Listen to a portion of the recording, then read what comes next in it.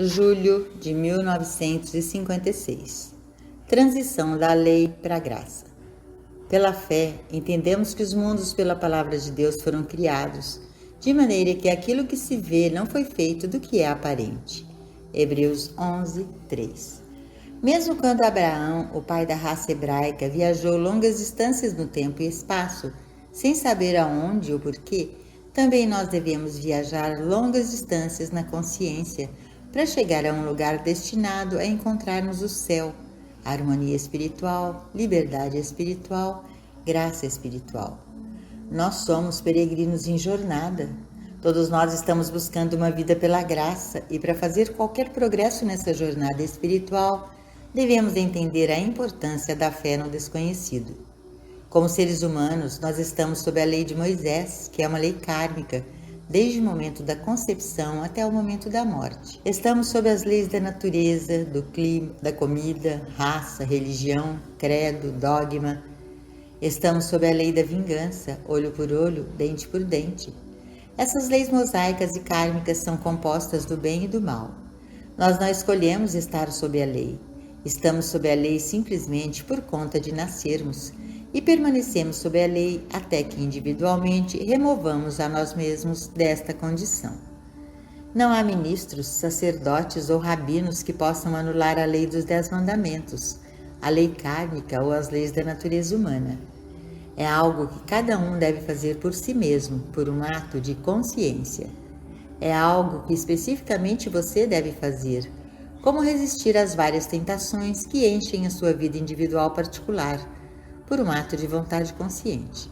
Se você é tentado a invejar aquilo que os outros têm, é você quem, por um ato de consciência, deve determinar estar satisfeito com aquilo que é recebido de Deus e não cobiçar nada que pertence ao outro.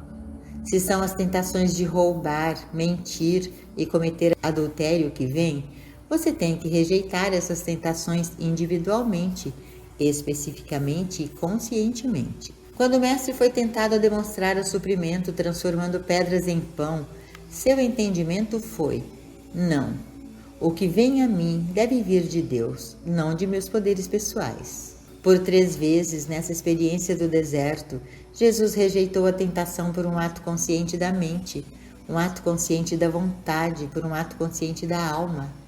Conforme seu ministério se desdobrou, toda vez que ele foi tentado a contemplar o pecado, a doença, a falta ou a morte, ele especificamente rejeitou-os, recusando-se a aceitar tais aparições. Para trás de mim, Satanás, levanta-te e toma tua cama. Nem este homem pecou, nem seus pais, nem eu te condeno. Porque o mestre foi capacitado a rejeitar tais tentações, muitas pessoas acreditam que seremos poupados dessas experiências, mas isto não é verdade. Cada um de nós está sujeito a tentações desde o momento em que nasceu até o momento de morrer, sujeito às leis do bem e do mal, sujeito às leis que beneficiam e abençoam um dia, mas mudam e complicam no dia seguinte.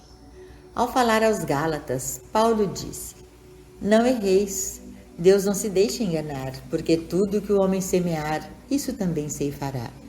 Porque o que semeia na sua carne, da carne ceifará a corrupção, mas o que semeia no Espírito, do Espírito ceifará a vida eterna.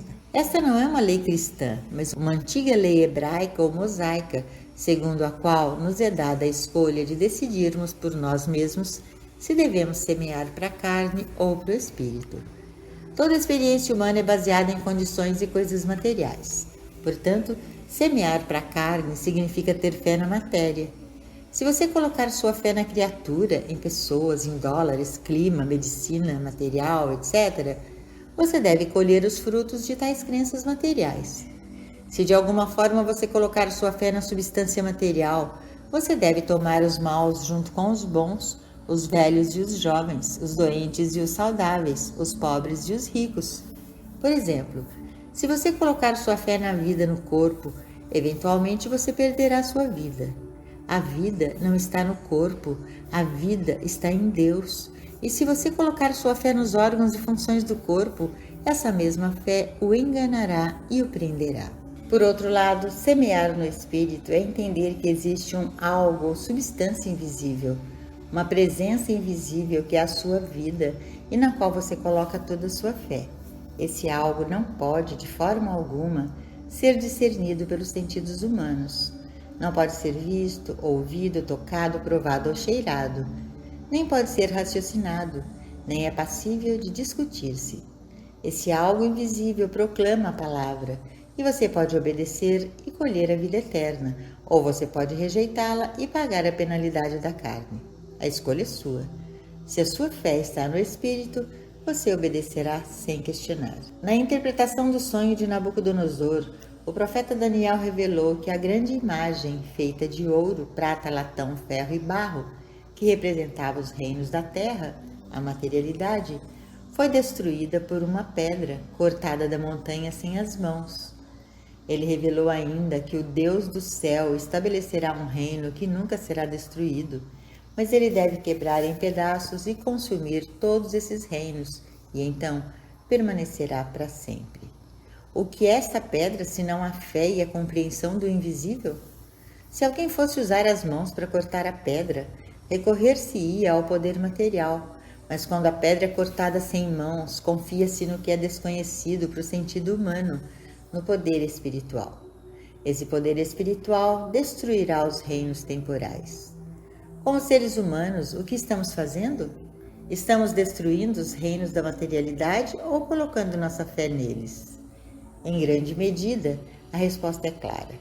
Nossa fé está em pessoas e coisas, em dinheiro, comida, clima, medicamentos, em negócios e prazeres. Todas essas coisas nos falharam. Até os nossos governos e os homens que escolhemos para nos conduzir com sabedoria e justiça nos levaram a uma guerra após a outra. Em última análise, tudo isso que se refere à criatura vem a nos falhar. Paulo nos diz que aqueles que adoram e servem a criatura mais do que ao Criador mudam a verdade de Deus para mentira. O Criador é invisível. A realidade, a substância das coisas esperadas, é invisível, mesmo intangível ao sentido humano, e ainda assim é aí que devemos colocar a nossa fé. Se você chegou ao ponto de decisão em que está disposto, honesta e sinceramente, a rever os últimos 20, 30 ou 40 anos da sua vida, pergunte-se se os reinos deste mundo alguma vez atenderam às suas expectativas, ou se alguma vez realmente levantou você. Quando você chega à conclusão de que eles sempre falharam e sempre falharão e o desapontarão, você será levado a dar esse tremendo e corajoso passo para o desconhecido. É então que você assume o supremo ato de fé pelo qual, doravante, sua resolução é viver em virtude do invisível, em virtude daquilo sobre o qual você não pode pôr suas mãos e que nem ao alcance do pensamento está. É por essa decisão de viver pela fé que você se encontrará, literal e efetivamente, vivendo pela graça. Para o mundo em geral, é impossível falar de viver pela graça, mas para aqueles com algum fundo metafísico é mais compreensível. A maioria dos metafísicos testemunhou curas que não podem ser explicadas por meios materiais. E há uma maior inclinação para aceitar o fato de que há uma invisível presença ou poder ativo na consciência humana, que pode e o fará assumir a vida, se tiver a oportunidade. Do verdadeiro momento em que você está disposto a sair do meio dele e ser separado, por aceitar o governo da graça de Deus, a lei não opera mais em sua experiência. Depois de fazer a transição da lei para a graça, você é libertado, seus pecados são perdoados e você não está mais sob a lei da punição. Até certo ponto somos todos pecadores e é inevitável e automático que paguemos a penalidade por violar a lei. Se você aceita o bem da lei, você também deve estar disposto a aceitar o mal. Em outras palavras, se você aceita o benefício da lei, você deve esperar pagar a multa pela violação. Mas a partir do momento em que você determina que sua vida será vivida pela graça, todas as ofensas passadas serão apagadas e perdoadas. Apesar da evidência completa da graça poder não ser aparente imediatamente, conforme as semanas e meses passam, você encontrará as penalidades para essas ofensas físicas, mentais ou morais passadas gradualmente afastadas. Embora seus pecados sejam escarlates, eles ficarão brancos como a neve. A mulher adúltera foi perdoada e instantaneamente libertada da pena de seus pecados. O ladrão na cruz foi levado para o paraíso naquela mesma noite. O mestre estava bem ciente da possibilidade de retornar ao antigo estado de consciência humana quando disse: Eis que tu estás curado, não peques mais, para que coisa pior não venha te acontecer. Uma vez que estamos perdoados, é imperativo que nós atendamos à admoestação e, a fim de evitar voltar, devemos definitivamente começar a aceitar a fé como a presença e o poder infinitos e invisíveis que nos governam e surgem exteriormente como a substância daquilo que se espera, a evidência das coisas não vistas. Não atentando nós nas coisas que se veem, mas nas que não se veem, porque as que se veem são temporais e as que não se veem são eternas. 2 Coríntios 4:18. Receptividade. Certamente a decisão de viver pela graça é desejável, mas não é uma decisão fácil de fazer, nem simples de seguir. A título de ilustração, para que possamos entender como fazer isso, vou me usar como exemplo. Depois de me sentar confortavelmente em um lugar calmo e depois de acalmar meus pensamentos, me desligando do mundo tanto quanto possível, digo dentro de mim: eu e meu Pai somos um. Tudo que o Pai tem é meu. O reino de Deus, a totalidade de Deus, a perfeição de Deus está dentro de mim. Como filho de Deus, sou herdeiro de todas as riquezas celestes, co-herdeiro juntamente com todos os outros filhos de Deus. O lugar onde eu estou é terra santa, de modo que bem aqui eu tenho a totalidade do reino de Deus fluindo para mim e através de mim. A plenitude da divindade está se expressando como saúde, harmonia, suprimento, inteligência, sabedoria, inteireza, perfeição, pureza e infinidade do meu ser. Tudo isso que o Pai tem é meu. A partir do momento em que a decisão é tomada, há um fato importante a ser lembrado. Não ousar olhar para o mundo com a sensação de que alguém me deve alguma coisa, que qualquer um pode me dar algo ou que eu mereça alguma coisa. De agora em diante, devo viver nessa pureza. Eu devo saber isso em relação à saúde e não me atrevo a dizer: este pequeno comprimido vai aliviar a minha dor de cabeça. Eu devo saber isso em relação ao suprimento. Não ouso me perguntar: onde posso pedir emprestada essa soma necessária de dinheiro? Eu devo saber isso sobre completude. Eu não ouso entrar em minha solidão esperando que alguém seja amigo ou me ame. Não. Eu fiz a minha declaração de fé no invisível e eu vou ficar firme nisso. Quem me vê, vê aquele que me enviou. Assim é com todos nós. Por exemplo, uma mulher casada pode receber sua renda e apoio do seu marido, mas ela não deve acreditar que ele deve a ela, ou que o vínculo matrimonial lhe dá o direito a isso. O reino de Deus está dentro dela, e seu suprimento vem de Deus, embora Deus esteja se expressando através de seu marido. Ninguém sob a graça deveria achar que alguém no mundo lhe deve alguma coisa, nem mesmo uma dívida de gratidão ou uma dívida de amor. Nada. Eu e meu Pai somos um. Tudo que o Pai tem é meu. Não é estranho quando lemos as palavras do Mestre quantas vezes é completamente novo o significado desdobrado em consciência? Às vezes parece que estávamos lendo pela primeira vez. Antes de Abraão, eu sou, eu estou contigo sempre, até o fim do mundo. Ao compreendermos essas palavras familiares à luz de uma nova compreensão, encontramos outra razão pela qual não devemos colocar nossa fé na matéria, na criatura ou em qualquer coisa que tenha forma.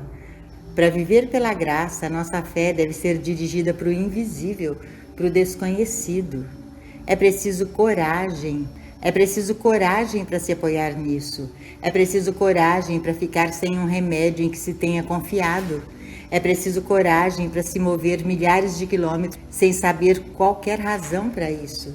É preciso coragem para desviar o olhar de todas as fontes humanas de bem e interiormente sustentar o fato de que eu tenho uma fonte divina do bem, o Espírito de Deus que está dentro de mim. Esta transição da dependência de recursos humanos para a confiança na fé no invisível é um ato de realização consciente e que cada indivíduo deve fazer por si mesmo. Caso contrário, ele permanece sob a lei, com apenas um braço de carne para sua provisão e proteção.